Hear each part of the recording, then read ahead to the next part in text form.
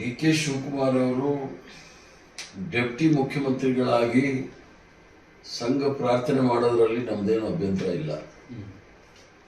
ಯಾಕಂದ್ರೆ ಸರ್ಕಾರ ಅಂತಕ್ಕಂಥದ್ದು ಅದು ಒಂದು ಪಕ್ಷದ ಸರ್ಕಾರ ಅಲ್ಲ, ಇಡೀ 7 ಕೋಟಿ ಕರ್ನಾಟಕ ಜನತೆಯ ಸರ್ಕಾರ. ಅದರಲ್ಲಿ ಎಲ್ಲ RSS ಅವರು ಇದ್ದಾರೆ, ಜಮಾತೆ ಇಸ್ಲಾಮಿ ಅವರು ಇದ್ದಾರೆ, ಎಲ್ಲರೂ ಇದ್ದಾರೆ, ತಲೆಮಾನೆಗಳು ಇದ್ದಾರೆ.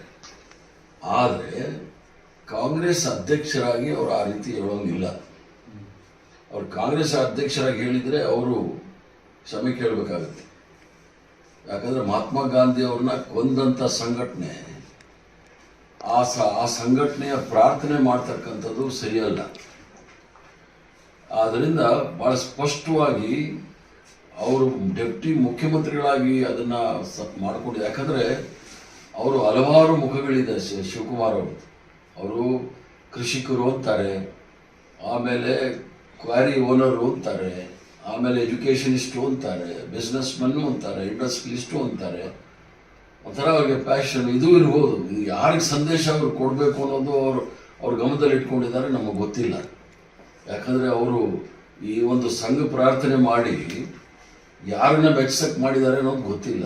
ಆದರೆ ಡೆಪ್ಟಿ ಮುಖ್ಯಮಂತ್ರಿ ಆಗಿ ಮಾಡಿರೋದು ನಮ್ದೇನು ಅಭ್ಯಂತರ ಇಲ್ಲ. ಕಾಂಗ್ರೆಸ್ ಅಧ್ಯಕ್ಷರಾಗಿ ಮಾಡಿದರೆ ಅವರು ಕ್ಷಮೆ ಕೇಳಬೇಕಾಗುತ್ತೆ. ಸರ್, ಈಗ ಅವರು ಡೆಪ್ಟಿ CM ಆಗಿರಲಿ, ಏನೇ ಆಗಿರಲಿ, ಅದು ಪಕ್ಷದಿಂದ ಮಾತ್ರ ಆಗಿರೋದು.